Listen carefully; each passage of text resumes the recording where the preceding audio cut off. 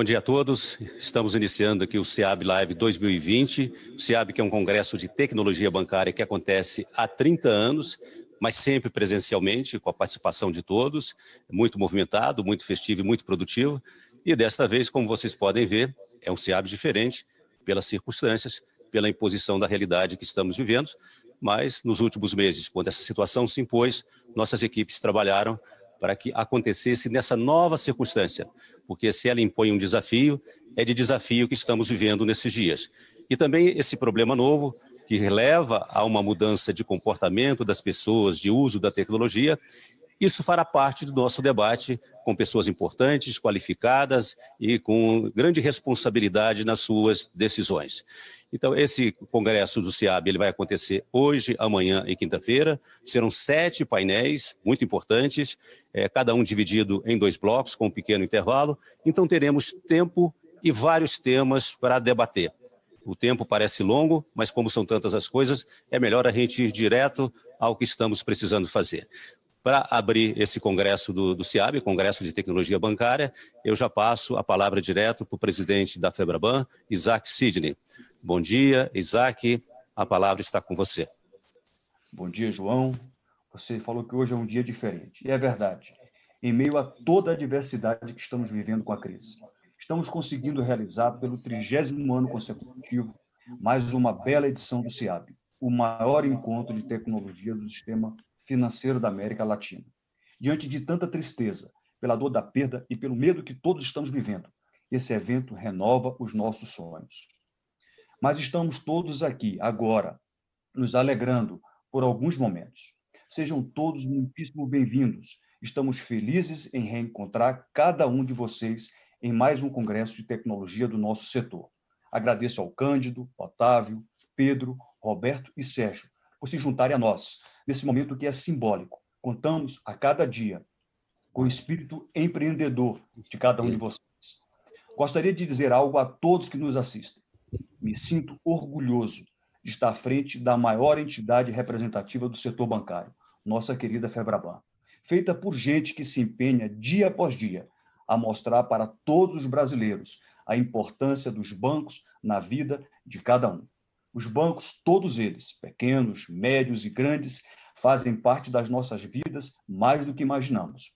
Nem mais nos damos conta de que quando compramos ou vendemos algo, nos alimentamos, viajamos, abastecemos nossas geladeiras, tem sempre pessoas como você ajudando a cuidar das nossas finanças. Por isso, queria que você também pudesse sentir orgulho do nosso setor, que há muitos anos vem ajudando o Brasil a superar seus grandes desafios. E estamos juntos em mais uma crise.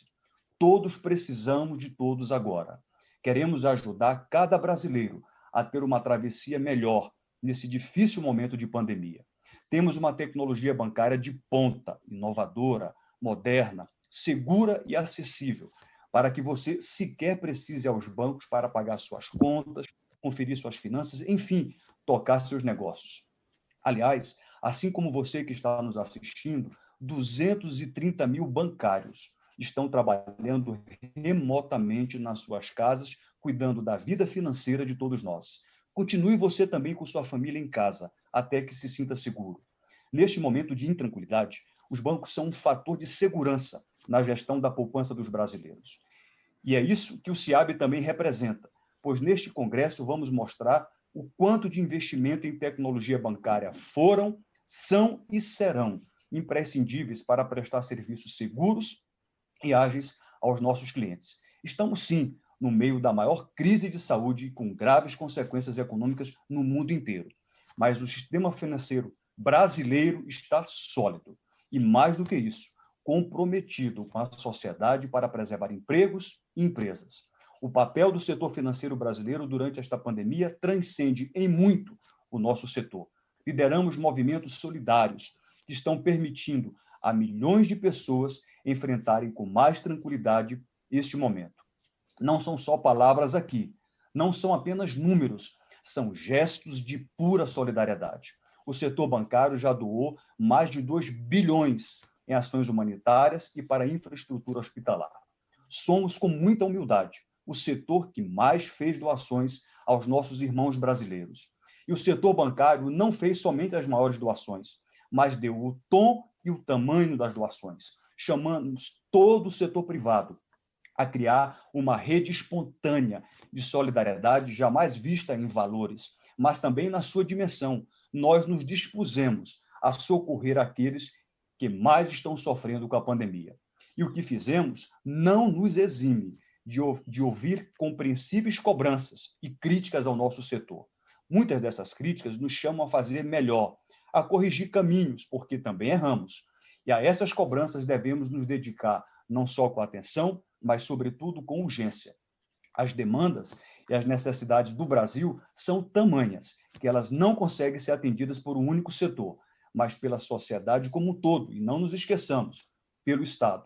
Afinal, o dinheiro que emprestamos não é nosso, mas de outros nossos, dos nossos clientes, dos nossos correntistas, dos nossos depositantes que confiam dia após dia suas finanças aos bancos.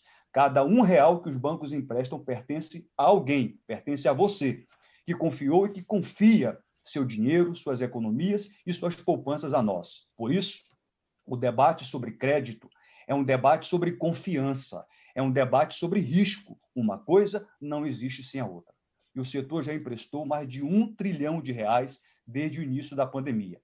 E aí, quando nós vemos a imprensa cumprindo o seu papel, noticiar que o crédito não estaria chegando na ponta no volume que esta hora dramática exige, é preciso que tenhamos a coragem de debater e a capacidade de mostrar à sociedade que o governo e o setor agiram rápido e certo, e não paramos de agir.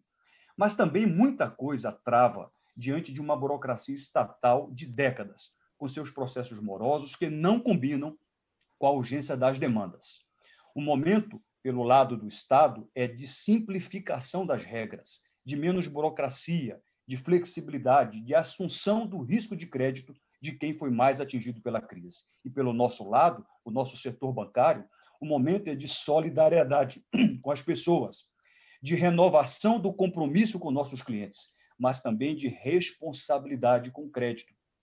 O momento chamar todos nós a sermos maiores do que éramos, e procurando culpados, todos perderemos. A FEBRABAN, agora com sua comunicação liderada pelo dileto amigo e jornalista João Borges, vem se tornando um ponto de encontro do debate, um polo de notícias com conteúdo. Estamos falando mais com a sociedade, sobretudo, ouvindo mais a sociedade. Criamos recentemente o Observatório FEBRABAN, feito em parceria com o IPESP, uma instituição de renome de pesquisa no país. Nós vamos mensalmente divulgar uma pesquisa que não fala de nós, fala de você, pesquisa que ouve os brasileiros nos temas mais importantes para a sociedade. A primeira pesquisa foi sobre as tendências de comportamento pós-pandemia, que virá. A próxima pesquisa será sobre famílias, como pensam, como se preocupam. São dados fundamentais, porque não há como atender as famílias sem primeiro entendê-las. Como veem, muito está sendo feito, mas é pouco. Para que a FEBRABAN e o SIAB tenham o tamanho do setor, o momento exige que todos sejamos maiores, mas no menor tempo possível. Por isso, encerro minha fala e abro oficialmente o SIAB como presidente da FEBRABAN. Velocidade é o nome dos novos tempos. Velocidade para atender, para socorrer, para consertar o erro. O mundo é 5G. As soluções não podem ser analógicas. Bem-vindo mais uma vez ao SIAB, a um SIAB novo, a um SIAB mais parecido com o futuro do que com o passado. Quero aqui, finalmente, render minhas homenagens a algumas pessoas, mas, em especial, a nossa querida ex-diretora Naí, que muito se dedicou para que, durante esses 30 anos, o SIAB fosse o que tem sido. Muito obrigado, um abraço a todos vocês. Obrigado, Isaac Sidney, presidente da FEBRABAN. E agora vamos para a parte realmente de um debate, de ouvir as percepções dos presidentes dos 5 dos principais bancos brasileiros. Estão comigo o Cândido Brache, presidente do Itaú Unibanco, Otávio de Lazari Júnior, diretor-presidente do Bradesco, Pedro Guimarães, presidente da Caixa Econômica Federal, Sérgio Rial, presidente do Santander Brasil, e Roberto Salute, presidente do BTG Pactual. Bom, um bom dia a todos vocês. Bom dia. Pois é, eu vou começar esse nosso trabalho aqui Vou colocar nesse primeiro bloco 2 questões para que todos opinem sobre ela. O primeiro tema é o seguinte: o que os bancos já fizeram e planejam fazer nos próximos meses para dar uma contribuição no processo de recuperação da economia, que tem que combinar com essa questão da pandemia, mas que também é essencial para tirar a população desse momento de ter um sofrimento pelo lado da pandemia, ter um sofrimento pelo lado social, ter um sofrimento pelo lado econômico. Essa é a questão que eu coloco a vocês e passo a palavra, em primeiro lugar, para o Cândido Bracha. Cândido. Bom dia, João. Bom dia, meus colegas todos. Prazer estar aqui falando nesse evento. Eu acho, enfim, a contribuição dos bancos para o enfrentamento dessa pandemia é inegável. Acho que os bancos têm tido um papel muito positivo. Basta a gente observar que essa pandemia, essa crise que surgiu de uma forma absolutamente inesperada, não provocou uma desorganização total da economia. A gente costuma não achar que é tudo normal quando a tragédia não acontece, mas a tragédia não acontece por algumas razões. Entre elas, é porque medidas são tomadas. Então, a primeira medida que os bancos tomaram, nós no Itaú Unibanco tomamos também, é de você zelar pela sua liquidez e pela sua solidez.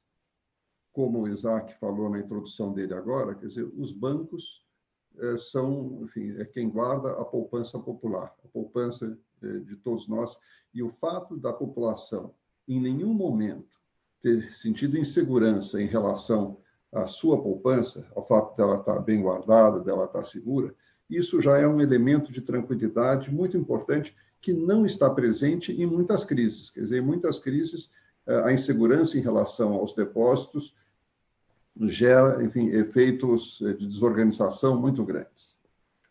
Então, cuidar da liquidez e da segurança foi um passo dado de maneira muito rápida e muito eficiente pelo sistema bancário, com grande apoio das autoridades. É verdade, enfim, que foram muito rápidas em permitir também os meios para que isso fosse feito. Falando um pouco do Itaú Unibanco, enfim, logo em seguida, o que nós fizemos foi cuidar das nossas pessoas. A ideia é que, se você proteger as suas pessoas nesse momento, eliminar os fatores de insegurança, todos ficam mais predispostos, ficam mais capacitados para prestar o grande auxílio, o grande serviço que precisamos prestar ao público. Então, nós hoje temos 53 mil funcionários em home office, uma forma, enfim, de protegê-los do contágio. Nós, no primeiro momento, já perguntamos para os nossos funcionários para que eles se autodeclarassem, aqueles que se acreditavam estar em grupos de risco, e esses foram imediatamente colocados em home office. Se a função deles não comportava home office, foram postos em férias. Garantimos o funcionamento das agências para o atendimento ao público. E aqui, enfim, um trabalho logístico muito grande de você ter equipamento de proteção para todos os funcionários das agências, coisas novas que acho que nenhum de nós bancos jamais tinha feito, em contratar funcionários externos para fazer organização de filas fora das agências, na medida em que, com o distanciamento mínimo, as filas se tornaram mais longas. Nós suspendemos as demissões por um determinado período de tempo, antecipamos o 13º salário e adotamos uma política intensa de comunicação diária com todos os nossos colaboradores. Eu acho que isso, enfim, criou um clima muito propício ao realce do propósito do banco e a percepção do propósito do banco por todos os colaboradores. Quer dizer, e o propósito do banco, nesse momento, é o de auxiliar os nossos clientes a enfrentarem os efeitos iniciais da crise, poderem atravessar a crise e se recuperarem depois.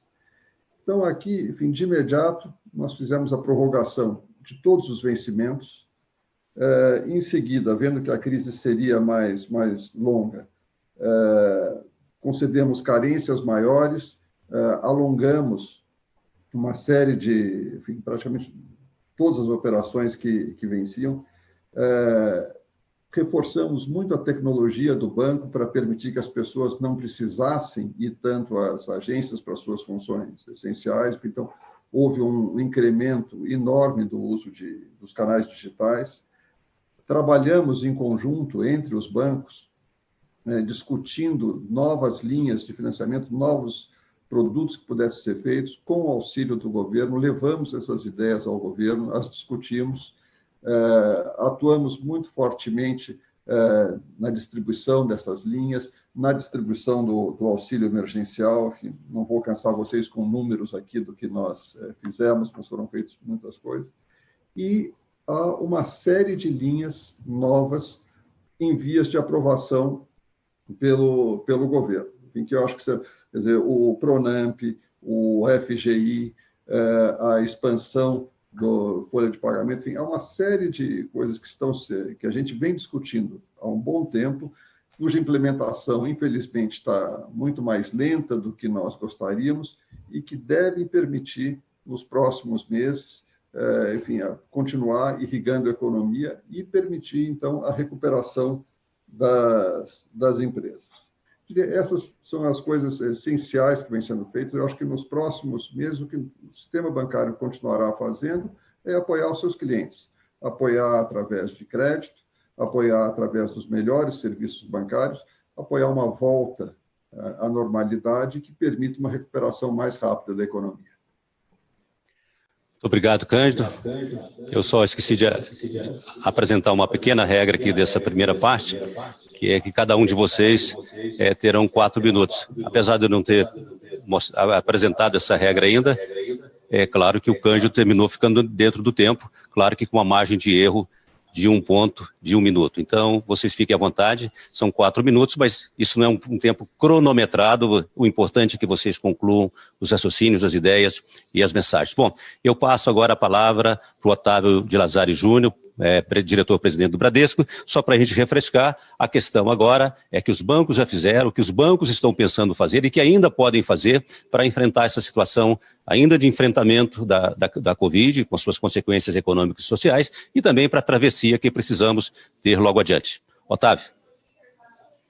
Olá, João. Olá, Isaac. Olá, meus colegas. É um prazer imenso estar com todos vocês aqui, é uma honra estar com vocês. Um muito bom dia também para todas as pessoas que estão nos assistindo, os nossos amigas, os nossos amigos, que de alguma maneira conseguiram se conectar e nós agora podemos conversar e falar um pouco disso que está acontecendo no nosso país, do que está acontecendo no mundo, em especial do que está acontecendo na nossa economia. Então, eu queria, antes de mais nada, parabenizar a FEBRABAN pela iniciativa, o Isaac, você, João, e todo o time da FEBRABAN, pela vontade, pela luta, pela disposição de, apesar de todas as dificuldades que o mundo está vivendo e que nós aqui estamos vivendo, conseguimos colocar o SEAB mais um ano, depois de 30 anos, né, colocar mais uma vez ele de pé, podendo discutir sobre tecnologia, automação bancária, aliás, sobre tudo aquilo que envolve o nosso setor. Então, parabéns a todo o time da FEBRABAN por essa iniciativa e por ter mantido de pé o nosso SEAB para que a gente pudesse conversar com as pessoas. Bom, João, acho que, antes de mais nada, a gente deve colocar um ponto muito claro, né? Diferentemente do que aconteceu no passado recente, 2008, por exemplo, em que os bancos foram responsáveis por aquela crise que instalou. Agora não, agora a gente vive uma crise de saúde, eu diria até que a gente vive uma crise de vida, que é a nossa maior preocupação. A gente voltou para aquilo que é o mais básico de um ser humano, que é a sua preservação da sua vida. E, portanto, nós, bancos, passamos a ser não um problema, mas uma parte importantíssima da solução para a gente atravessar esse momento que a gente está atravessando. Acho que os bancos, logo de cara, mostraram isso, logo no comecinho, lá no dia 16 de março, nunca na história do país, ou diria da história mundial, 3 grandes bancos se juntaram para fazer uma ação conjunta, e depois também os outros, para que a gente pudesse ajudar as pessoas naquele momento que estava acontecendo. Então, fizemos várias ações que foram a prorrogação de contratos, que foram novas linhas de contratos, enfim, fizeram uma série de ações, o próprio Cândido já destacou isso, mas grandes números, nós estamos falando que do dia 16 de março para cá, nós fizemos R$1 trilhão, foram 914 bilhões de reais em novas operações, em prorrogações, em renovações de operações. Fizemos mais de 10 bilhões de 10 milhões de contratos que foram renegociados. Fizemos mais de 61 bilhões de reais, de um total de 550 bilhões de reais de operações que foram prorrogadas por 60 dias, depois nós levamos isso para 120 dias e pode ser que prorrogamos um pouco mais nas operações, sem mudar a taxa de juros. Muito pelo contrário, a taxa de juros de lá para cá caiu, de 18,6 para 17,2, e mais 4 bilhões em folhas de pagamento. Então, teve uma série de iniciativas que os bancos tomaram para que pudesse ajudar as empresas e a população a atravessar esse momento, e ainda estamos abertos para poder fazer essas prorrogações, essas postergações. O que seria do nosso país se não fosse, depois o Pedro vai falar com muito mais propriedade, se não fosse a Caixa Econômica Federal poder fazer essa distribuição para mais de 40 milhões de pessoas do auxílio emergencial. Então, os bancos, muito longe de serem responsáveis por tudo o que aconteceu, os bancos hoje são parte importante da solução daquilo que foi feito até agora e que certamente daquilo que faremos para frente, com novas linhas de crédito, colocando recursos para rodar, girando a economia do país, buscando recuperar as empresas e melhorando esse meio ambiente que nós estamos vivendo, a partir, lógico, de que a ciência consiga descobrir uma solução para essa pandemia que a gente está vivendo. Parece que o quadro começa a melhorar, espero que a gente já tenha atingido esse pico e voltemos devagarzinho, com muita sabedoria, com muita calma, para a gente poder retomar. Então, acho que a última palavra que eu gostaria de dizer é agradecer, sobretudo, os bancários brasileiros, uma classe que foi considerada serviço essencial, teve que ir para dentro das suas agências, como o Cândido explicou, parte trabalhando uma semana, metade dos funcionários da agência, a outra metade indo na semana seguinte, os outros funcionários em home office, mas é uma gratidão, um agradecimento a todos os bancários, não só do Bradesco, mas de todos os bancos, por essa predisposição de manter os bancos funcionando, de manter as agências funcionando, para que a gente pudesse atender a toda a população brasileira. Então, certamente, os bancos, assim como fizeram, continuarão tendo um papel preponderante para a melhoria e para a recuperação econômica brasileira agora no segundo semestre. Muito obrigado. Muito obrigado, Otávio. Eu passo a palavra agora ao presidente da Caixa, Pedro Guimarães, que, como lembrou aí o Otávio, teve e está tendo ainda um desafio enorme, que é dentro de um programa emergencial gigantesco, que teve que ser criado para atender a emergência. Então, o trabalho é que não faltou e não está faltando para a Caixa Econômica Federal. Pedro, a palavra é com você. João, muito obrigado. Eu quero agradecer aos meus amigos também. A gente estava conversando aqui. É uma coisa impressionante, esses 1 ano e meio, quase 2 anos, na verdade, transformou a minha vida. Eu estava agora no fim de semana em Roraima, no final de semana anterior no Pará. Foram 60 fins de semana viajando pelo Brasil. E realmente, eu que sou carioca, morei 15 anos em São Paulo, estou há 2 anos em Brasília, a gente só conhece o Brasil indo para os locais e realmente vendo o que é a necessidade.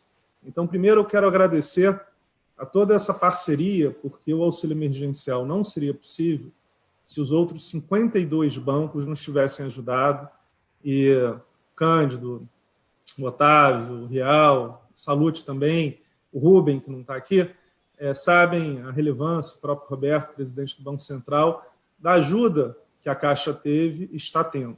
Porque, afinal de contas, nós estamos falando de 64 milhões de pessoas que estão recebendo todo mês o seu auxílio e mais 60 milhões que receberão o FGTS. A primeira parcela começa a ser paga na segunda que vem. Além do BEM, que é outro programa de emprego, que os bancos também estão ajudando. 8 em cada 10 adultos no Brasil receberão um benefício do governo federal distribuído pelos bancos. Então, eu acho excepcional o avanço da tecnologia. Agora, se nós não tivéssemos dezenas de milhares de pontos de venda que vão atender a população em Acará, no interior do Pará, onde nem agência tem, e a gente teve que levar o caminhão, ou na Ilha do Marajó, que eu estou indo daqui a 3 semanas, onde só o barco chega, a gente não conseguiria realmente realizar esses pagamentos. Então, eu tenho um orgulho imenso, me emociono às vezes, porque meu pai morreu de AIDS, não tinha dinheiro, e eu vejo, às vezes, como que o país alinhado e junto faz a diferença. E eu vejo realmente em várias agências, eu queria agradecer, que eu não tinha falado para o Otávio, nem para o Cândido, e já falei para o Rubem, que os funcionários dos outros bancos ligavam para os funcionários da Caixa no meio daquele momento de fila grande e sempre davam força. Então, eu acho que a gente tem assim uma família, né? E realmente a gente deve anunciar agora nos próximos dias o terceiro calendário. Nós já pagamos 10 milhões de pessoas na terceira parcela do benefício, e realmente é uma coisa muito importante. Em relação à pausa, nós fizemos pausa para 2,5 milhões de pessoas, né? São 250 bilhões de reais na carteira da Caixa Econômica Federal. No Pronamp, a gente já tem 175 mil empresas cadastradas e ainda teremos outras fases. Mas o que eu acho que é importante no sistema financeiro brasileiro é essa união.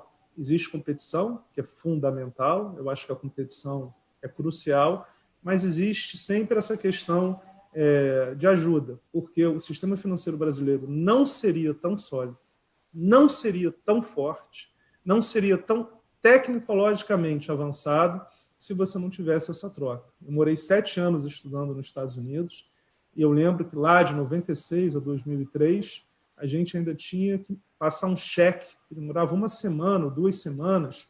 Lembro até que a bolsa de estudo chegava por cheque, eu não lembro, enquanto que no Brasil já era por TED, na mesma hora. Então, o sistema financeiro brasileiro, se não for o mais avançado do mundo, está entre os mais avançados. E isso tem como parte os funcionários, o capital, porque é fundamental também toda essa questão de agilidade. A gente está discutindo até a abertura de capital da subsidiária, da Caixa de Seguridade, isso da governança.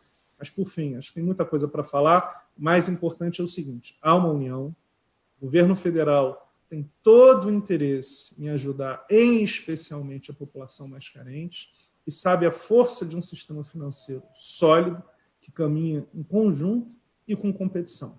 E acho que a FEBRABAN nisso tem um papel muito importante, ser essa representante. Muito obrigado.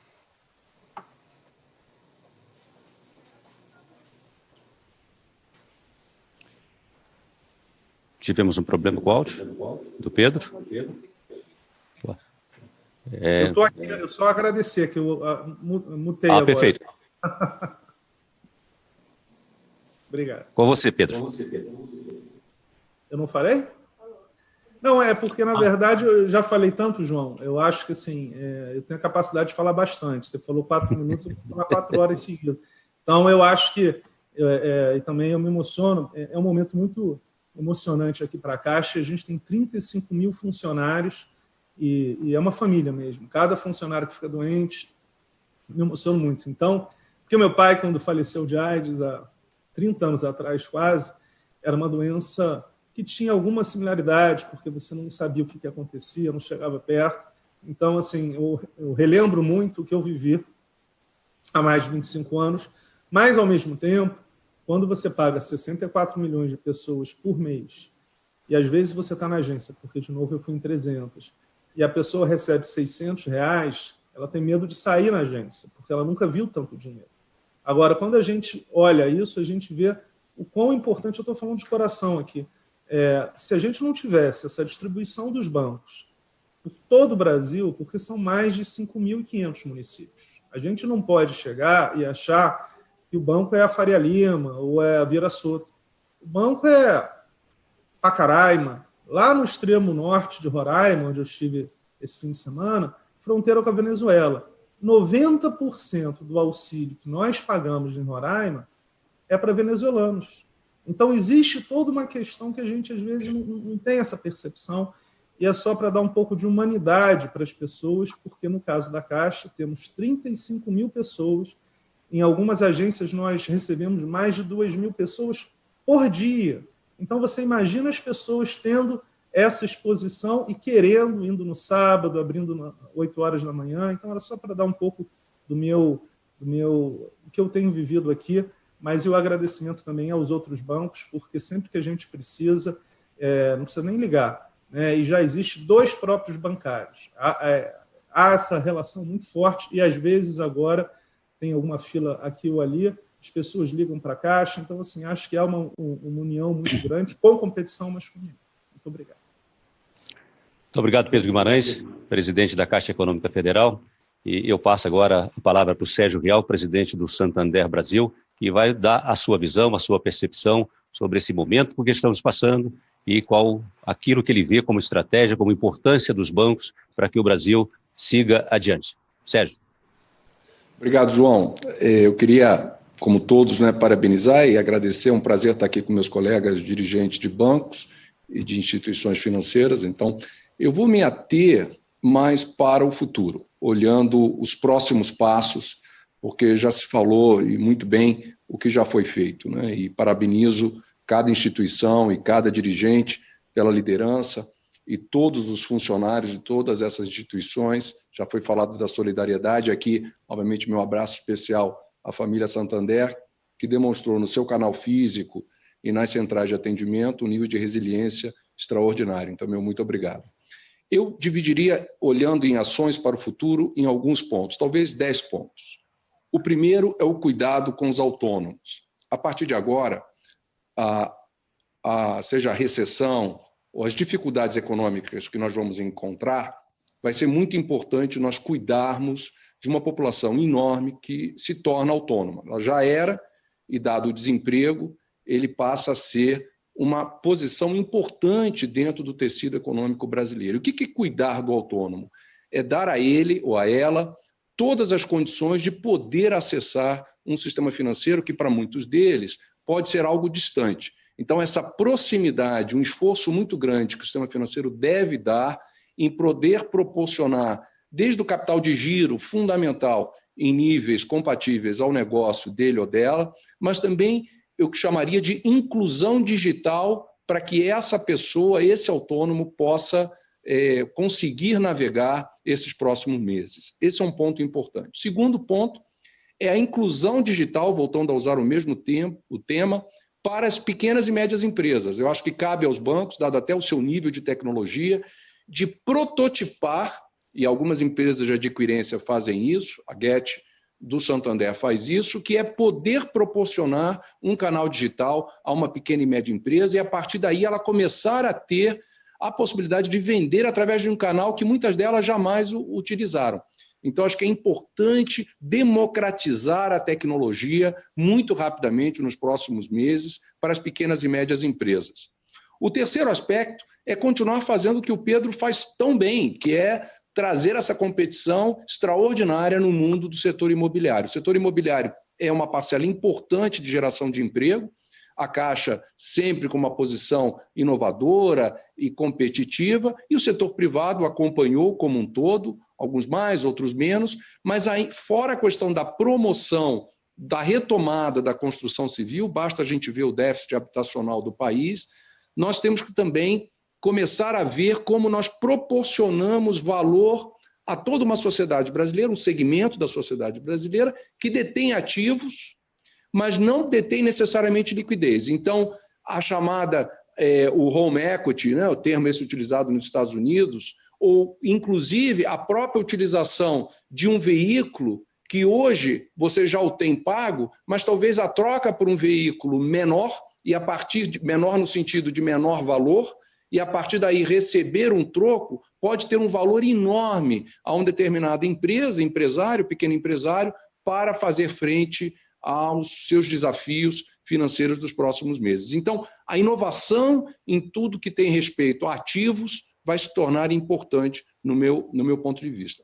O outro ponto importante, olhando para frente, é a transformação permanente do bancário em intraempreendedor. Nós não vamos poder fazer frente a uma sociedade com muito mais exigências e necessidades se cada um de nós não tomar um nível de proatividade muito maior do que nós tínhamos no passado. Sair do modelo de risco de negativação para o modelo de risco de positivação. Incorporar de verdade o cadastro positivo naquilo que nós fazemos no dia a dia, trazer esses varejistas, que são parte importante para que os nossos modelos matemáticos possam ser melhores e possam atender a uma população muito maior, que até então não via não só os bancos como um provedor de financiamento, mas até não tinha essa relação de confiança. Então, aqui a transformação não só dos modelos matemáticos, mas também da figura do bancário, em tornando-o muito mais ainda intraempreendedor e olhando o risco,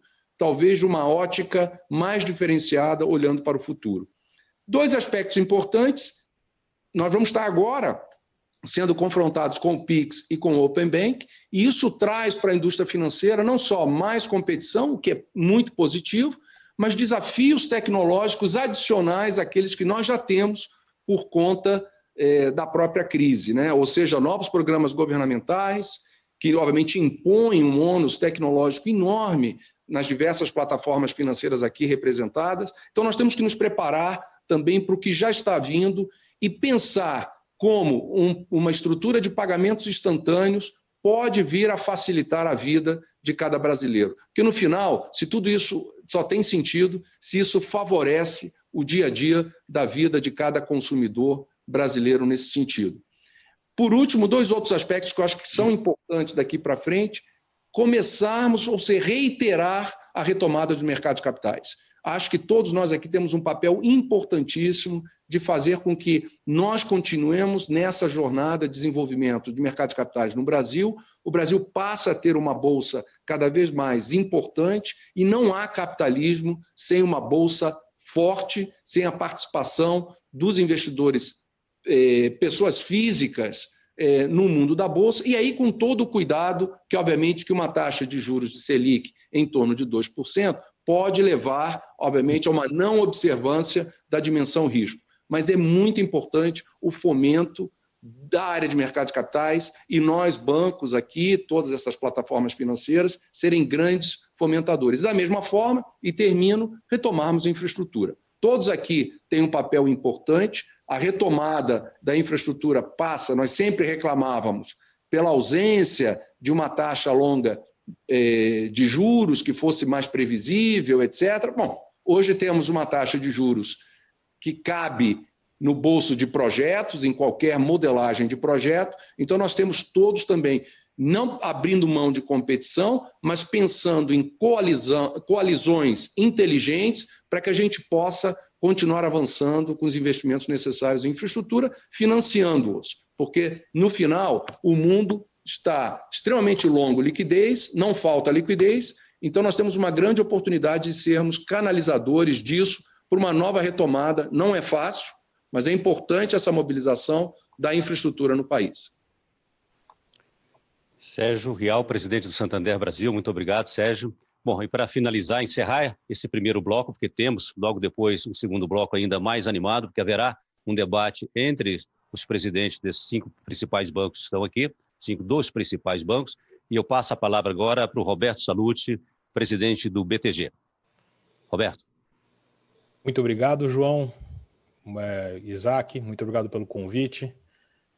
Meus companheiros aqui de banco, é muito difícil fazer um comentário depois de pessoas tão competentes e eloquentes quanto os 4 que me antecederam.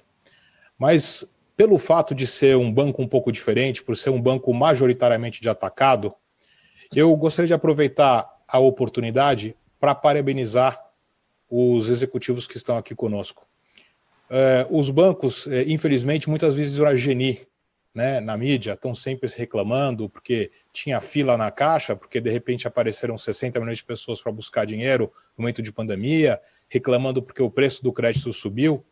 Agora, eu acho que vale mencionar que essa crise sanitária não virou uma crise financeira por causa da competência desses executivos que estão aqui e dos que antecederam eles. Todo mundo reclama que o mercado brasileiro é concentrado. O mercado brasileiro pode ser concentrado, mas ele é concentrado pela competência dos que estão liderando esse mercado. Não estão concentrados por falta de competição. E eu digo isso porque nos últimos 25 anos da minha carreira, eu sempre pude ver e conviver num mercado extremamente competitivo, onde sempre teve muita competição, mas uma competição muito respeitosa, uma competição sempre buscando o que é melhor de mercado e nunca uma competição destrutiva. Então, acho que vale esse momento, assim, você vê que tem uma coisa comum entre todos os bancos. Todos nós protegemos nossas equipes, todos nós fizemos o que estava ao nosso alcance para apoiar a sociedade, seja via serviços bancários, no caso do Pedro, fazendo pagamentos para as pessoas que nem o ministro fala, eram os invisíveis, seja no nosso caso, garantindo que as pessoas pudessem realocar as suas poupanças para um perfil de risco que estivesse mais confortável no momento de extrema volatilidade do mercado. No caso dos outros bancos aqui, seja alongando, seja fazendo os pagamentos, o pleno funcionamento do mercado de serviço bancário no momento difícil e também aumentando o crédito. As estatísticas mostram que o crédito cresceu nos últimos meses. Infelizmente, a demanda por crédito cresceu muito mais. Então, às vezes, fica esse sentimento que os bancos não estão integrando. Mas os bancos têm uma missão dupla, que nem já foi dito. Eles têm a missão de proteger os depositantes e de apoiar os clientes com crédito. Então, eu acho muito importante o desenvolvimento dos novos programas que estão vindo. Acho que está muito claro para todos nós que o segmento das pequenas e médias empresas é onde realmente está faltando chegar dinheiro na ponta. Agora, a grande verdade é que na missão de proteger os depósitos, os bancos têm que tomar as suas medidas de avaliação de crédito. Portanto, os novos programas que estão sendo desenvolvidos pelo Ministério da Economia são fundamentais para ter certeza que os bancos possam fazer o dinheiro chegar, mas, ao mesmo tempo, respeitar o mandato que tem de seus depositantes de preservar o patrimônio deles. Então, indo para frente, acho que os bancos deram um exemplo de solidariedade. Acho que nem o João ou o Isaac mencionaram, foi o setor que mais doou nessa pandemia, mas acho que mais que importante que a doação foi que todos os bancos botaram a sua capacidade de execução à disposição da sociedade. Todos nós não nos contentamos em simplesmente fazer um depósito na conta de um hospital. Todos nós usamos nossas áreas de compras para entregar máscaras, aventais, UTIs, respiradores e ter certeza que tudo que fosse doado o mais rápido possível para impactar a sociedade. Então, acho que, mais uma vez, os bancos deram exemplo de execução. E esperamos que esse movimento da sociedade de solidariedade é algo que fique. Acho que nem o Pedro falou tão eloquentemente, é bonito ver. E se o país se unir, a gente vai sair dessa crise mais forte e tem um futuro muito promissor pela frente. Não adianta a gente ficar dividido, a gente tem que ficar unido. Para o futuro, como banco de atacado, acho que o mandato que é muito importante para nós é unir os poupadores com boas oportunidades de investimento que financiem os empreendedores e os projetos dos executivos das grandes empresas brasileiras. Isso, como o Rial disse, vai ajudar a fomentar o mercado de capitais brasileiros no momento onde a taxa de juro mudou de patamar, o Brasil virou um país normal, né? Isso é uma coisa que deveria ser comemorada. O Brasil foi criticado anos a fio por ter a taxa de juro mais alta no mundo. Hoje não somos mais os campeões de taxa de juro. Isso é ótimo para a economia, isso é ótimo para o crescimento. E também uma terceira função que eu vejo no nosso mandato como banco de atacado, que é possível só por causa do desenvolvimento tecnológico, é a democratização das oportunidades de investimento. Hoje você vê através de plataformas digitais, e você vê isso através do número de pessoas entrando na bolsa, ou comprando debêntures de infraestrutura, ou comprando fundos mais sofisticados, só é possível dado essa digitalização e todo o investimento que está sendo feito pelo setor financeiro em educação financeira. Eu acho que isso é algo que tem que continuar nos próximos anos. Roberto Sallouti, presidente do BTG Pactual, muito obrigado a você pelas suas palavras. Bom, nós vamos agora para um intervalo de 8 minutos para refrescar um pouquinho, tomar uma água, um café e voltamos. Aí teremos mais uma sequência de perguntas, mas no final, talvez o melhor, um debate entre os presidentes e os CEOs desses 5 bancos que estão participando aqui dessa mesa. Bom, vamos todos para um café e até daqui a pouco.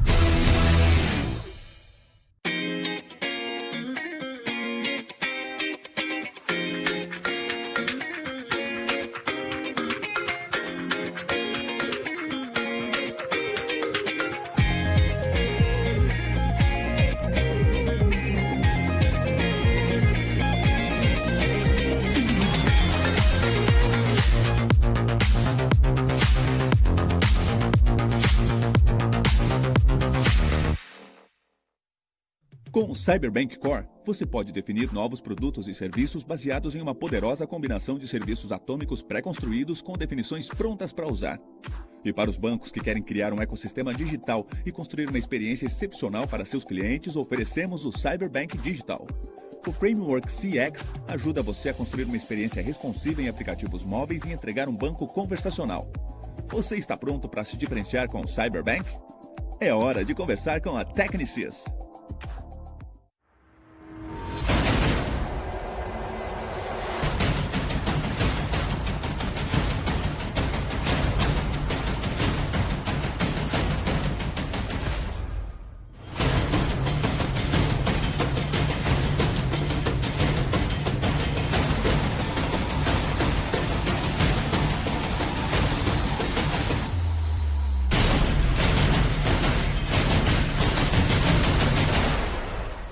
Technology is everything. Ideas are collaborative. IT is everywhere. And people are free to innovate. With BMC, you can apply automation and DevOps across the business. You'll be empowered to deliver a transcendent customer experience that ensures a competitive edge. You'll get the tools to safeguard and future-proof your organization with adaptive cybersecurity. With BMC, the autonomous digital enterprise is yours. Start the journey now. Esse é o Tiago. Ele acabou de consultar o saldo, pagar a segunda via do boleto e conversar com seu gerente do banco, sem sair do WhatsApp. Pois é, dá para atender, engajar e fazer negócio no app de mensagens que todo mundo já usa. Contato inteligente com o cliente é conversar onde, quando e como ele precisa e quer.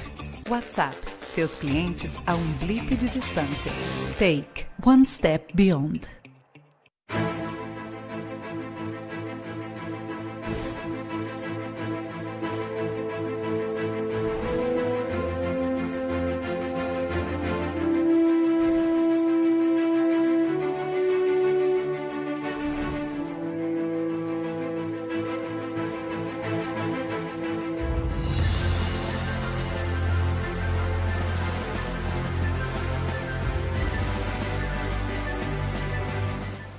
Olá, meu nome é Fábio Costa, eu sou o General Manager da Salesforce. Espero que todos estejam bem. A Salesforce tem ajudado várias organizações a passar por este momento e também a se preparar para o retorno com segurança às atividades normais. Toda instituição, nesse momento, deve estar digitalmente conectada ao seu cliente. E é exatamente isso que a nossa plataforma tem feito. Vamos trilhar esse caminho juntos. Um grande abraço, cuidem-se e um excelente evento. Há 20 anos presente no mercado, com foco sempre no futuro, atendendo em especial o segmento financeiro com entregas de valor e alta performance, atuando através dos nossos polos de inovação globais, trazendo tecnologia disruptiva, inclusive para a identificação do Covid-19. Somos a 4Cs. Somos uma empresa Lean Digital. O ano de 2020 tem sido desafiador para a economia e também para a sociedade. Mas é tradição do setor financeiro enxergar oportunidades e oferecer serviços inovadores e mais inclusivos. E o CIAB 2020 discutirá como o setor exerce um papel de protagonista na retomada do crescimento da economia. A AWS apoia o setor financeiro com serviços de computação em nuvem e o CIAB 2020.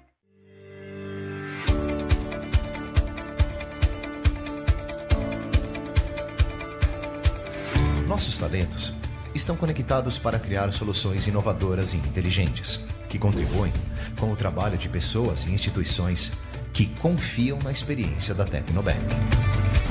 Porque, antes de sermos tecnológicos, somos humanos.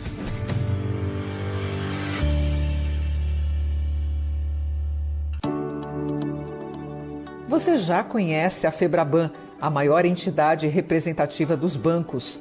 Mas você já ouviu falar do INFE?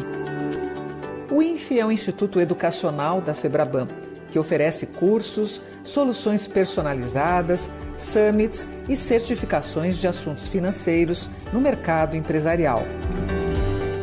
Nosso objetivo é compartilhar toda essa experiência de décadas e garantir uma educação eficiente que possa aprimorar o desenvolvimento do setor financeiro.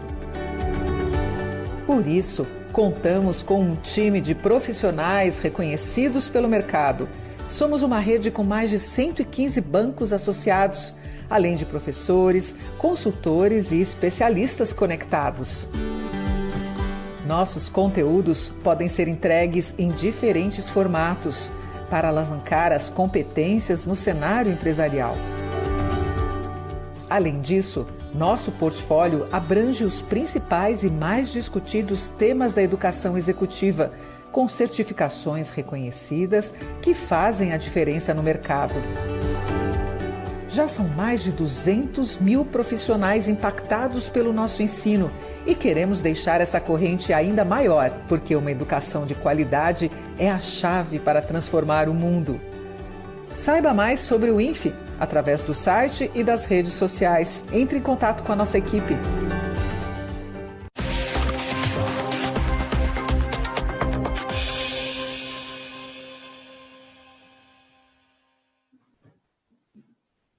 Bom, estamos voltando então com esse segundo bloco aqui do SEAB Live 2020. Esse momento, nesse painel, é a participação dos CEOs entre os 5 principais bancos do Brasil, Santander, Bradesco, Itaú Unibanco, BTG Pactual e o banco, estou esquecendo, Pedro Guimarães, Caixa Econômica Federal. Bom, neste momento agora, nós vamos começar com um modelo um pouco diferente, que vai ser uma questão para cada um deles comentarem.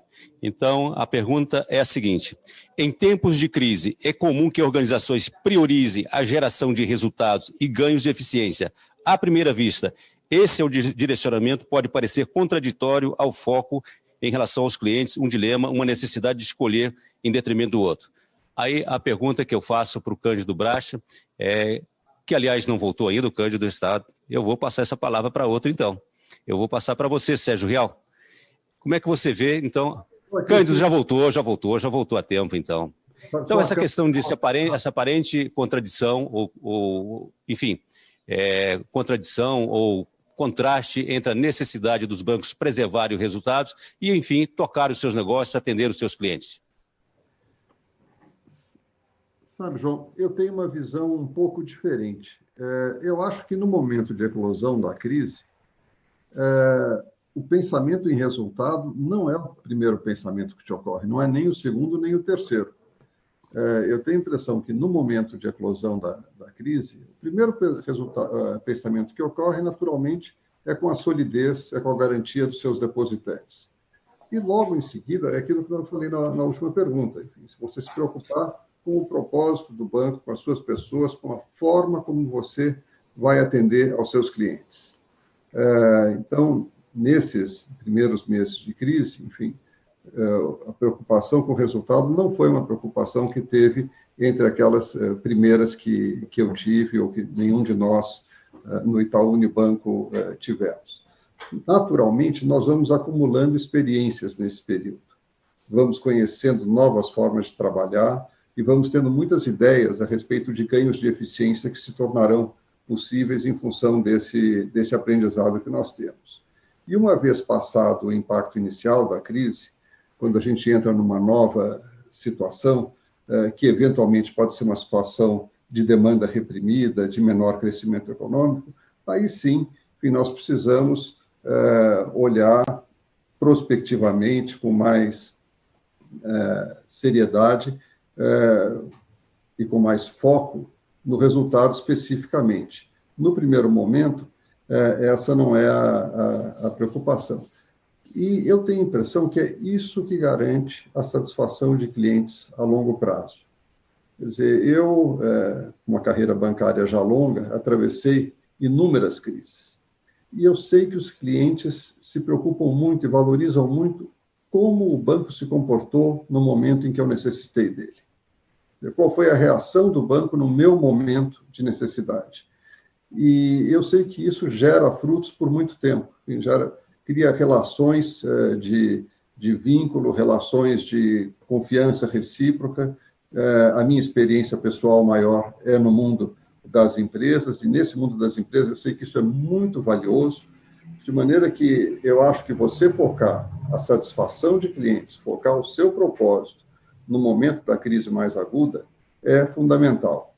E essa crise te fornece aprendizados suficientes para que, passado o momento mais agudo, você possa aplicá-los, enfim, aumentando a sua rentabilidade, gerando ganhos de eficiência, enfim. E eu não vejo essa contradição básica entre eficiência, entre resultados e satisfação de clientes. Enfim, as empresas do mundo, não só os bancos, que apresentam os melhores índices de satisfação de clientes, são aquelas também que têm excelentes resultados. Obrigado, Cândido.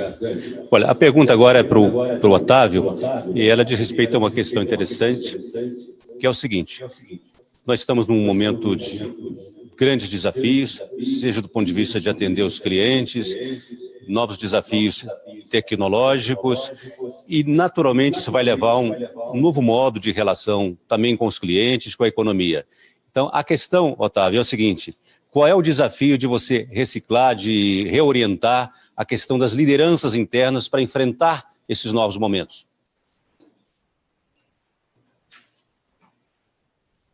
Está sem som. Você está sem áudio? Eu estava sem áudio, pronto.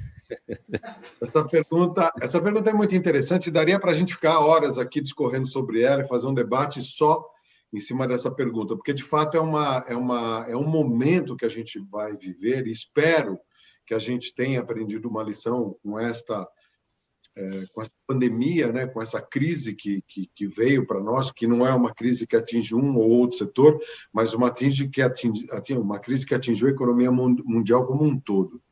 Então, não teve um afetado, todo o mundo foi afetado, e, em especial, as pessoas, né, enquanto ser humano, enquanto preocupações de vida, preocupações de trabalho, de manter seu emprego ou de manter a sua empresa. E isto é interessante. Eu pegando o nosso caso, o caso do Bradesco, por exemplo, com um banco de 76 anos, mas isso se repete em todas as nossas organizações, as instituições que estão aqui, porque é um banco que tem um legado, que veio desde lá do seu Aguiar, passou pelo seu Brandão, pelo seu Trabuco, agora recentemente. E como é que você continua transmitindo esta cultura, como é que você continua transmitindo esse legado para a sua liderança, para os seus funcionários, para os seus colaboradores e até mesmo para os clientes, a partir do momento que você muda a tua postura ou a tua forma de trabalhar, o teu processo laboral. Porque é certo que nós vamos ter muito mais home office do que nós tivemos. Os processos de trabalho vão mudar e tomara a Deus que mudem. Não é possível que a gente não vai aprender com o que nós estamos vivendo. Foi muito dolorido. A gente não aprendeu no amor, a gente aprendeu na dor. Então, a gente vai ter que mudar. E isso talvez foi um alerta. Eu acho que todo mundo falava de sustentabilidade, de problema com o planeta, de aquecimento global, de florestamento, de derrubada, de qualidade do ar, de qualidade da água. Todo mundo falava sobre isso, vários simpósios, vários congressos foram feitos, mas, João, de fato, nós temos que reconhecer, nós, líderes, que nós fizemos muito pouco com relação a isso. E parece que o planeta deu um grito e falou: vocês têm a chance de se recuperarem do que vocês estão fazendo. Então, os nossos processos laborais, nós vamos ter que mudá-los e mudá-los significativamente. Então, como é que você faz essa transição para manter esse processo de cultura? Porque a cultura não se transmite por vídeo, não dá para fazer isso 100% do tempo. O fato de você estar dentro de um campus da universidade, vivendo o campus universitário, vivendo as aulas, convivendo com os colegas, discutindo opiniões, debatendo, isso é muito rico. E nós estamos perdendo um pouco disso. Vamos perder porque vamos ter que mudar. Então, esse processo de você poder conciliar o home office e os processos laborais com o trabalho in company, isso é muito importante. Talvez uma relação de 3-1, né? Quer dizer, uma semana em home office e 3 semanas dentro da empresa, para você não perder essa coisa que é muito valiosa do relacionamento, da discussão, daquela conversa que você tem de pé no cafezinho ali com outro colega, que você às vezes tem soluções muito importantes ou discute problemas muito importantes. Então, acho que todos nós, líderes, teremos, e isso cabe a cada um de nós, enquanto profissionais, como é que a gente vai conseguir fazer essa transição sem perder aquilo que é a essência das nossas empresas, que é a cultura das nossas empresas, aquilo que a gente quer deixar de legado para o futuro, aquilo que a gente quer deixar para os nossos colaboradores, para os seus familiares, que é aquilo que a gente quer deixar para os nossos clientes, porque são assim que os clientes que nos reconhecem. O que é o NPS? Senão aquilo que o cliente reconhece na empresa que ele quer ter, como uma empresa que ele fala dela, elogia ela, leva ela para frente, ou destrói a imagem da empresa porque essa empresa não atende ela adequadamente. Então, nós vamos ter que ter muita sabedoria, muita inspiração e muita transpiração também para poder fazer essa transmissão de legado, essa transmissão de cultura, mesmo com esse novo desafio que temos pela frente. Muito obrigado, Otávio. Bom, a questão agora é para o Pedro Guimarães, da Caixa Econômica Federal. Pedro, bom, numa crise como essa, os bancos públicos têm um papel importante, a Caixa especialmente, que tem uma conexão muito grande com uma clientela muito específica, que você disse no depoimento anterior, também muito carente. A questão é a seguinte: qual o papel que você vê para os bancos públicos, não só a Caixa Econômica, mas os bancos públicos, para essa pós-pandemia? Imaginando pós-pandemia, ou seja, passar o pico, passar o momento mais grave dessa crise. Qual é o papel que você vê, que você imagina para os bancos públicos e para a Caixa Econômica? João, muito obrigado pela pergunta, uma pergunta importante. E ela remete ao uso da tecnologia de um modo em que nós não estávamos acostumados e nem tínhamos planejado na intensidade que aconteceu. Primeiro, eu acredito muito em foco. Então, eu acredito que quem quer fazer tudo acaba não fazendo nada muito bem. Então, a Caixa Econômica Federal, eu vou focar um pouco mais na Caixa, embora, em especial com o Rubem, presidente do Banco do Brasil, a gente conversa muito e é muito parecido. Então, nós somos o banco da habitação, nós somos o banco das políticas sociais e da operação da padaria do Seu Joaquim. Não faz sentido para a Caixa financiar as grandes empresas, porque tem tantos bancos tão eficientes. Então, a Caixa realmente é mais focada naquelas pessoas mais carentes. Porém, nós conseguimos, neste momento, 121 milhões de contas digitais. Com esses 121 milhões de contas digitais, a gente conseguiu uma revolução. Por que uma revolução? E aí é uma determinação, uma discussão do ministro da Economia, o meu chefe, o ministro Paulo Guedes, o ministro Onyx e, obviamente, coordenado pelo presidente Jair Bolsonaro. A Caixa pode, por exemplo, realizar todas as políticas sociais via o aplicativo. Aí você vai me perguntar, Pedro, por que isso é importante?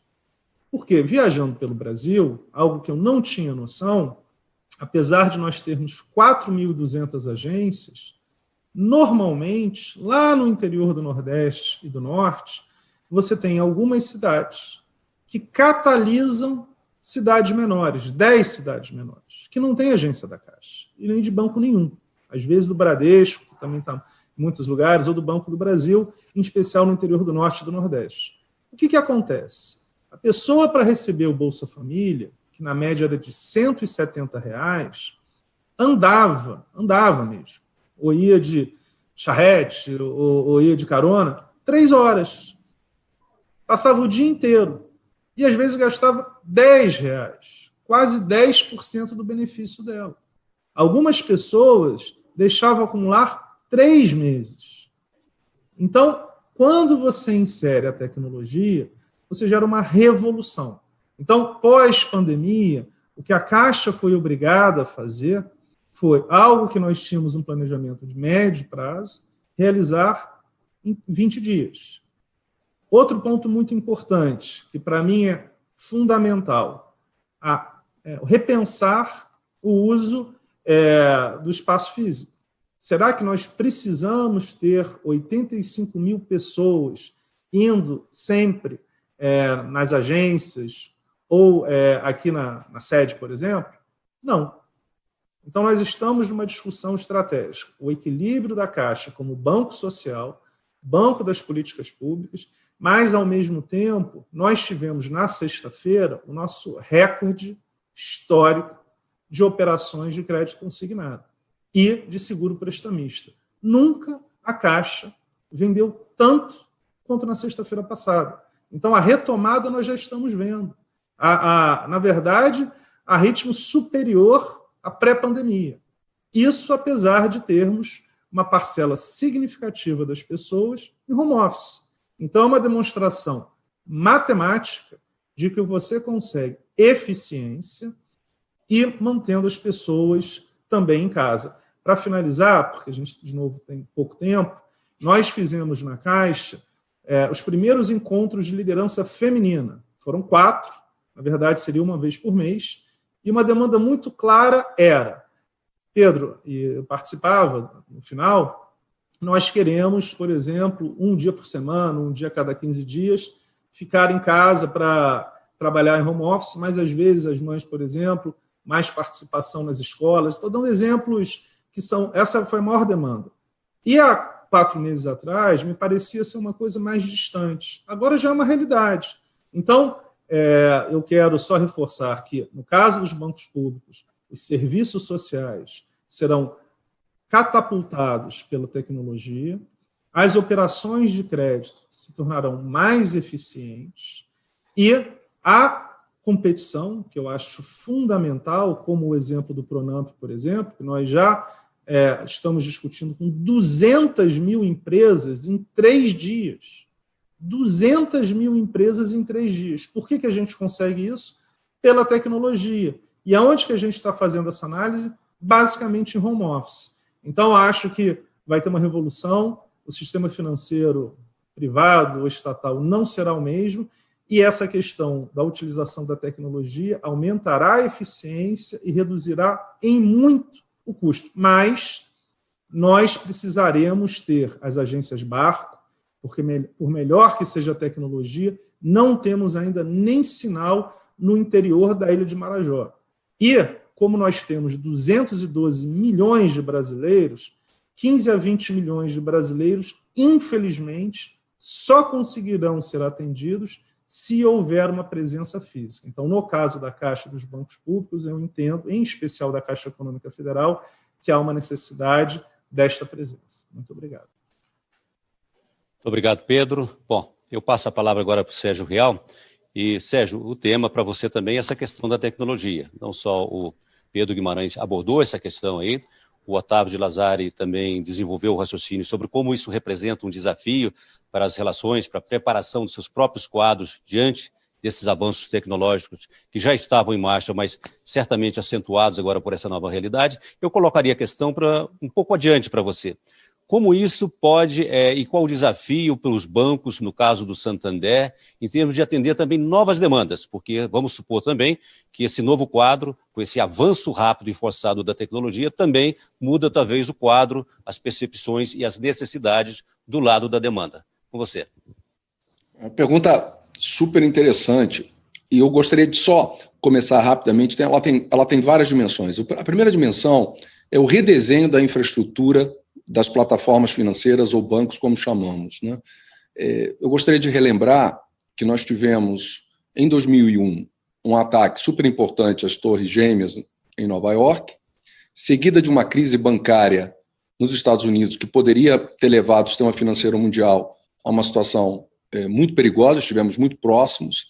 Essa crise financeira que acontece nos Estados Unidos, ela vai para a Europa e chega no continente europeu em 2010, e o Brasil, nos últimos anos, não só o Brasil, mas o Brasil também, com desafios na esfera política, fazendo com que a agenda econômica, certo ou errado, acabasse sendo impactada. E estamos agora em 2020, com a pandemia. Então, o ponto aqui é o chamado risco de cauda, que antes nós tínhamos, talvez, intervalos muito mais longos, eles vão se tornar cada vez mais próximos. E por que eu estou dizendo isso?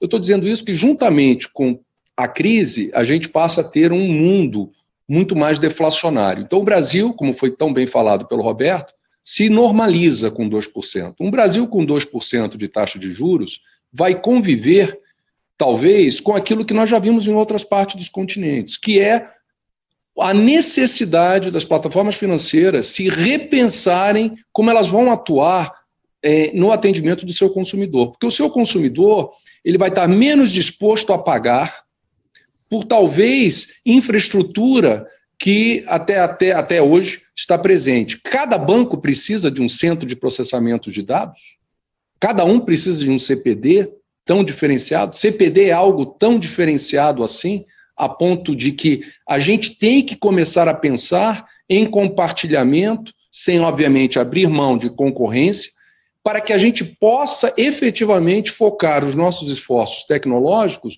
muito mais naquilo que importa, que é exatamente isso que o Pedro falou, é essa democratização numa velocidade exponencial que passa a acontecer com cada dos 210, 215 milhões de brasileiros.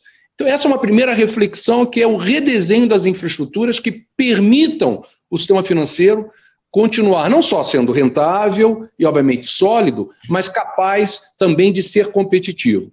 No que diz respeito agora, trazendo mais para a dimensão capital humano, que você mencionou, nós vamos ter que criar, acabar com essa diferenciação de que existe do líder tecnológico e do líder do negócio, né? Quer dizer, nós vamos estar criando líderes de negócios com muito conteúdo tecnológico e líderes de tecnologia que passam a ter conteúdo de negócio muito mais profundo do que víamos no passado. E essa simbiose de habilidade técnica será uma realidade nesse século. A compartimentalização e os organogramas, como conhecíamos, eles vão deixar de existir, né? Da forma como nós conhecemos. Só que a gente não tem ainda um novo desenho que vai ser muito mais horizontal e de muito maior compartilhamento, inclusive dentro da organização. Então, na esfera do capital humano, para que a gente possa ter essa resposta ao consumidor, vai ter que mudar e muito nessa transformação. E, por último, mais específico, quando a gente pensa nas centrais de atendimento, tanto voz, né, quanto o próprio chatbot e outros, eles vão ter um papel, vai sair do que eu chamo do modelo mais chato, robotizado, para modelos muito mais interativos e inteligentes junto ao cliente. O cliente quer o autosserviço, ele quer ser atendido e quer ser atendido em segundos, não em minutos. Então, o próximo desafio é como nós transformamos essa inteligência, que não é artificial, mas que se torne mais humana, no sentido de que ela não seja robotizada da forma como, na maioria, as empresas hoje atuam. E aí o capital humano que está por detrás desse novo mundo é um capital humano absolutamente diferenciado. Não que não seja hoje, mas as habilidades que lhe vão ser exigidas vão ser completamente diferentes. Inclusive, redesenhando o canal físico, como tão bem o Pedro falou. Quer dizer, o canal físico já está sendo redesenhado, cada um na sua medida, porque cada vez mais a agência, como nós conhecemos, ela é um ponto focal de interação na construção, inclusive, de negócio, não simplesmente na venda de produtos e serviços. Cada vez mais a venda de produtos e serviços se darão através dos canais digitais ou de formas, enfim, que o cliente tem como se autosservir.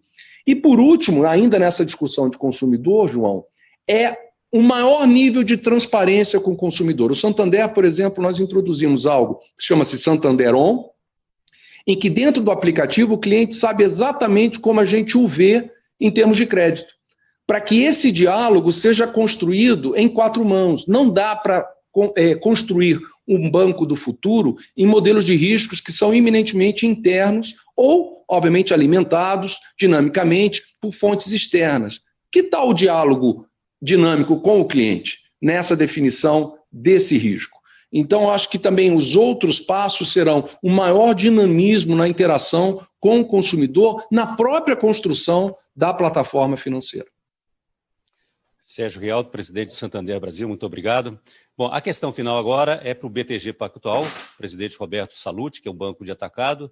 E, Roberto, num momento como esse, em que a economia entrou em crise, as empresas, sejam menores, sejam pequenas empresas, até as famílias, perderam o seu fluxo financeiro, cria-se o desafio e, claro, uma demanda neste momento por mais financiamento. O que eu colocaria para você é o seguinte: qual é o desafio e como você vê o processo de financiamento para os setores? Como se pode ampliar o crédito para setores neste momento? Olha, João, acho que é muito importante, que nem você mencionou, você tem as obrigações são diferentes dos bancos para cada setor. De um lado, você tem, de um extremo, as empresas grandes, onde aí eu acho que é a obrigação dos bancos atender esse setor, e você está vendo isso acontecer. Os bancos estão usando tecnologia para, mesmo no momento de distanciamento social, estarem emitindo debêntures, fazerem empréstimos, fazendo FDICs, ou seja, apoiando as grandes empresas que têm condições de, com o seu balanço, atravessar esse momento negativo e, com isso, lá na frente, se tornarem, voltarem à sua vida normal. É que nem o Cândido falou, para todos nós bancos, quando nós apoiamos esses nossos clientes, é um relacionamento de confiança que gera frutos para todos os lados. Eu vejo isso acontecendo através do uso de tecnologia, para melhor precificação dos créditos através da análise de dados, e mesmo que o preço do crédito tenha subido marginalmente, então o spread pode ter subido para essas grandes empresas, como a taxa de juros básica caiu tanto no Brasil, para níveis que eu acho que nenhum de nós aqui nesse debate jamais imaginou, o custo financeiro para as empresas diminuiu bem. Hoje em dia, custo de financiamento não é mais um item de competitividade para as empresas brasileiras. Né? Hoje em dia, você tem que preocupar muito mais com as inseguranças trabalhista, tributária, contratual, do que com custo de financiamento para o Brasil ter uma indústria competitiva, por exemplo. No outro extremo, você tem as pessoas físicas. E você vê que, principalmente esse programa que foi coordenado tão competentemente pela Caixa, você teve esse socorro fundamental para a sociedade, para a camada mais baixa da sociedade. E você vê que as pessoas que não sofreram tanto continuam tendo oferta de crédito. O Pedro acabou de mencionar aqui que foi recorde consignado, ou seja, funcionário público tem estabilidade de emprego, segue tendo crédito, os próprios funcionários de grandes empresas seguem tendo oferta de crédito. Realmente, onde ficou mais difícil? Para o autônomo e para as pequenas e médias empresas. E aí não tem jeito. Você olha em qualquer lugar do mundo, na Alemanha, nos Estados Unidos, no Japão, quem teve que vir e dar esse apoio foi o governo. Mesmo governos liberais, que nem o do ministro Paulo Guedes, entendem que no momento de uma crise de saúde, que nem a gente vivemos, um risco de cauda tremendo, que nem o Sérgio falou, pela duplo mandato dos bancos de proteger os depósitos dos seus clientes, o único que pode, nessa hora, apoiar é o governo. Então, acho que é super importante essa complementação que nós temos no Brasil. Você tem bancos de atacado fomentando os mercados de capitais, você tem bancos estatais atuando onde talvez não seja economicamente viável para os grandes bancos privados, e você tem grandes bancos privados que estão aí apoiando com todos os serviços da sociedade nesse momento tão difícil. Roberto, muito obrigado. Roberto Salute, presidente do BTG Pactual. Agora nós vamos mudar nesses últimos 20 minutos a dinâmica desse debate, que vai ser a seguinte: eu vou colocar uma questão, como se eu jogasse a bola na quadra, e aí é com vocês, fazer a linha de passe, enfim, tocar o jogo e desenvolver esse tema, que é o seguinte: com essa crise, nós percebemos o seguinte: os próprios bancos tomaram a iniciativa de fazer doações importantes, ou seja, dentro de um espírito de solidariedade que essa crise exige. Nós assistimos, e aliás estamos assistindo ainda diariamente, iniciativas de empresas do setor privado e até de pessoas físicas, num movimento muito importante, emocionante até, de solidariedade coletiva, especialmente com aqueles que estão mais precisando. Isso coloca uma questão: como os senhores veem a percepção que a sociedade vai ter daqui para frente em relação ao papel social dos bancos? Eu deixo a palavra livre, quero ver quem fica ali livre, quem quiser, pega essa bola primeiro. Eu vou primeiro, então, João Sérgio Real, aqui de Santander. Eu acho que nós estamos redesenhando o capitalismo como nós conhecíamos. E, obviamente, o grande risco desse redesenho é nós imaginarmos, cada um começa a projetar, enfim, a sua expectativa do que é esse novo mundo. As mesmas demandas dos acionistas, dos colaboradores, do consumidor ou da sociedade, elas não mudaram. Na realidade, a gestão fica no epicentro da gestão dessas demandas tão importantes e tão legítimas de cada parte. Há quem diga, né, que levar o melhor capitalismo social é levar a empresa à sua melhor performance. Portanto, maior pagamento de impostos e a melhor organização.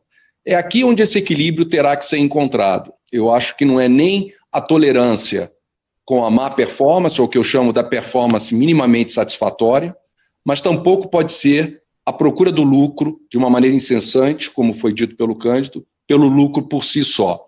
Hoje, cada uma dessas empresas aqui, eu tenho certeza disso, temos como um propósito fazer a diferença na transformação do país a qual nós servirmos, na sua capacidade. Cada um aqui tenta buscar o seu melhor segmento. Então, eu diria, é a busca do resultado, da performance, da contínua melhoria que a tecnologia hoje nos proporciona, mas sem jamais abrir mão do processo de transformação na vida das pessoas, que cada uma dessas empresas tem capacidade para fazê-lo. Mas, para isso, é importante criarmos essa nova liderança, que basicamente tem como o lema servir, como um componente importante da sua cultura. Quem pega? Se me permitir, João, é o Otávio quem está falando. Essa pergunta é bem interessante, eu até gostaria de ilustrá-la aqui. De tão interessante que é esse fato de fala de bancos, a gente sempre é visto, né, como aquele sujeito com a cartola e com o charuto na boca, né? Quer dizer, já desde Dante Alighieri, lá no século XIV, quando ele escreveu aqueles 3 livros dele lá, a Divina Comédia, que você tinha o paraíso, o purgatório e o inferno, lá no inferno ele dividiu em 8 camadas e na 7ª camada estavam os bancos. Então, isso é histórico na vida do ser humano, esse questionamento dos bancos.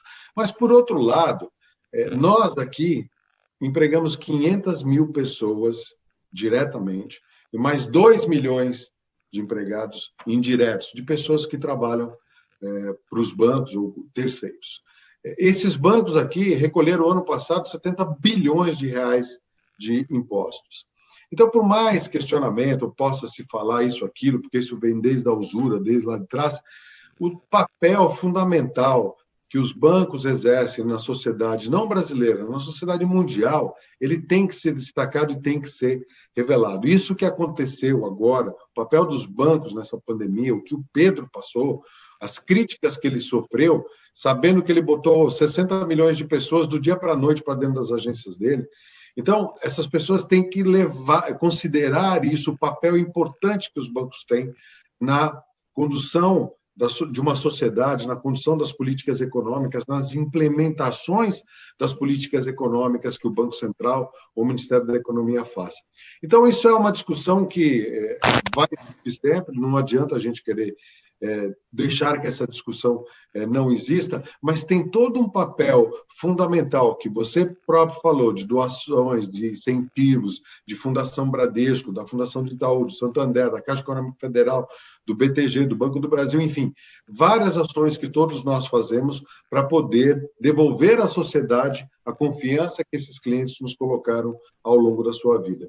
Então, este papel de destaque dos bancos na sociedade, para que ele possa levar ao seu cliente a percepção e, lógico, a partir daí, a confiança dos nossos clientes, para que a gente possa fazer com que essas pessoas tenham um crescimento dentro da sua vida profissional, que as suas empresas cresçam por uma linha de crédito concedida pelo banco, que elas consigam vender mais, ter mais rentabilidade, isso é absolutamente natural e faz parte do dia a dia das pessoas físicas e das pessoas jurídicas. Então, eu acho que a gente tem que continuar com esse trabalho. É fundamental que os bancos continuem com esse trabalho cada vez mais próximo com a população e com as empresas. Próximo. Só pegando a palavra aqui depois do Otávio, na minha visão, os bancos acho que são grandes expoentes dessa cultura de ASG que está sendo demandada pelo mundo. Que nem o Otávio falou, o mundo deu um grito. E eu acho que coletivamente, como setor, se você pegar todas as iniciativas de todos os setores da economia, o setor que tem mais agenda ASG, não só agenda, mas mais resultados para mostrar, seja em ações ambientais, seja em ações sociais, seja em governança, é o setor financeiro. Infelizmente, a gente sofre por essa imagem histórica. Eu adorei a figura da cartola com charuto que o Otávio usou contra os bancos. Agora, a gente espera que em algum momento a gente possa chegar e discutir os resultados de ASG dos bancos. Porque, pelo menos aqui no BTG, a gente teve que incluir o ASG, por demanda na sociedade, na cultura da empresa. Não é algo mais opcional. É algo que, se nós não incorporarmos, os nossos clientes vão escolher outros bancos, porque isso é uma demanda da sociedade. E eu acho que, como setor, a gente tem muito que mostrar. Talvez até acho uma provocação aqui a vocês, se a gente não tem que, talvez, publicar o nosso balanço ASG, porque eu acho que a gente tem muita coisa para mostrar.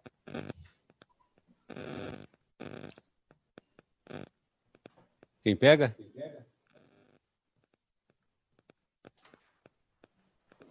Cândido, você não vai falar? Eu falo. Pedro aqui. Cândido, você, pô... Bem, eu acho que é importante, né? E, de novo, eu falei que mudou minha vida mesmo. Quando você vai... Tem 3 cidades que me chamaram muita atenção nesses 60 fins de semana. Oeiras, que fica bem no interior do Piauí, pelo que eu me lembro, foi a primeira capital do Piauí. E aí, quando você vai ver uma pessoa que mora numa casa sem telhado, metade da parede faltando, que tem escorpião, ninguém falou, a gente viu, aquele percevejo da doença de Chagas, esqueci o nome agora, e são coisas que existem. Ou quando você vai para Brasileia, no Acre, fronteira com a Bolívia, ou agora em Pacaraima, na fronteira com a Venezuela, em Roraima, é totalmente diferente, né? As pessoas não andam de terno. Aqui na Caixa a gente usa terno, inclusive no sábado, quando vai nas agências, um pouco diferente, mas assim, é outra coisa. Não dá para comparar.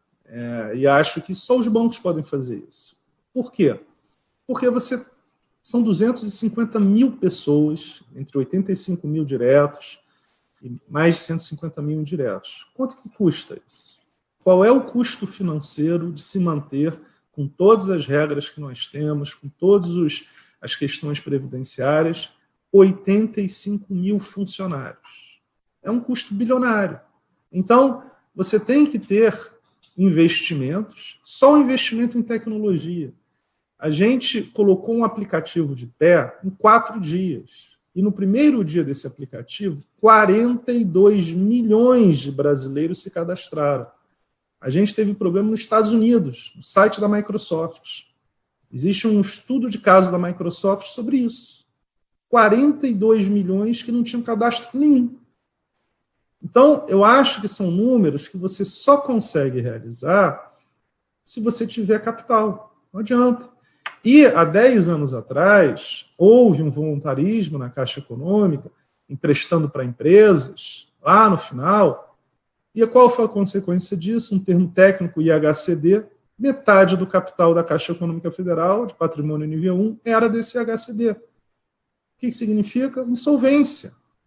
Então, neste momento, nós estamos com 200 mil microempresas e esse valor de financiamento é menor do que um crédito para uma empresa que foi dada 10 anos atrás. Uma empresa tem mais dinheiro do que 200 mil empresas pequenas. Aí é que tem essa questão social. Por quê? Porque, como todos os outros 4 presidentes falaram muito bem, existe uma eficiência do sistema financeiro brasileiro tão relevante, vindo de décadas de competição, que permite que o sistema financeiro brasileiro consiga acolher as empresas neste momento tão difícil. E como o Salute falou, que é muito importante, mesmo que percentualmente exista um custo maior de financiamento, uma Selic a 2,25%, para quem está aqui acostumado a ver Selic a 14,25%, na década de 90, sei lá, 30%, 40%, 2,25% não é um problema, mesmo que você pague 150 do CDI, 170 do CDI, 200 do CDI. É totalmente diferente de 2 anos atrás. Então, para finalizar, o que eu quero reforçar a Caixa Econômica Federal é um banco diferenciado, mas ele é diferenciado porque, em especial, após o presidente Bolsonaro, o ministro Paulo Guedes, nós fizemos durante 2019 uma série de venda de ativos, 28 bilhões de reais em NTNBs longos, praticamente no melhor preço histórico, que nos permitiu ter um lucro recorde de 21 bilhões de reais ano passado, que nos permitiu realizar uma série de reduções de taxa competitivas e que a gente conseguiu chegar aqui com um programa social que, como o Otávio falou muito bem, eu sempre tenho total apoio de todos os bancos. Houve um estresse durante uma semana, porque nós não tínhamos a base de dados, e da noite para o dia tivemos que pagar 60 milhões de pessoas que foram às agências. A gente chegou a pagar 8 milhões e meio de pessoas em um dia. Nunca aconteceu isso no mundo. Então, aconteceu o problema, sim. Mas o que nós fizemos, com o apoio dos bancos, eu acho que é muito importante, porque eles sempre me ligaram, nunca teve nenhum, nós conseguimos, e há 2 meses não tem mais fila. Então, houve um problema há 2 meses atrás, e há 2 meses nós não temos filas e pagamos 64 milhões de pessoas por mês. Então, para finalizar, esta é uma questão social, porque você está dando para 35 milhões de brasileiros, de graça, uma conta corrente. Algo que a maior parte de nós aqui dá pouco valor material, mas para 35 milhões de brasileiros, eles não tinham. Aí o que acontecia? Quando eles precisavam de crédito, eles iam para uma financeira e pagavam mais de 20% ao mês. Agora, estes 35 milhões de brasileiros poderão ser clientes do Bradesco, do Itaú, do Santander, mesmo da BTG, que é exatamente isso, está popularizando e crescendo muito, muito bem, meritocraticamente, mas a gente tem essa inserção. Então, eu só quero agradecer, falo bastante, né? Eu acho que eu falei, se o Cândido não aparecer, eu vou falar por ele também, mas assim... Está aí. Cândido, é melhor você falar, senão eu vou falar por você também. Um abraço. Obrigado, Pedro. Eu respondi em primeiro as outras perguntas, e responder essa por último. Olha, a pergunta é se há uma percepção diferente sobre a função social dos bancos. Eu acho que, mais importante que isso, enfim, nessa crise, a sociedade tem adquiriu uma percepção diferente sobre a sua própria fragilidade.